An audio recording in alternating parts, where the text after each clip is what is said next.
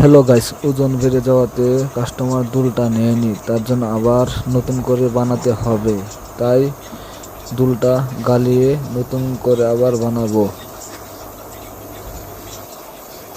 দুলটা কাস্টমারের না নেওয়াতে আমার লস হয়ে গেল, দ্বিতীয়বার বানানো হবে।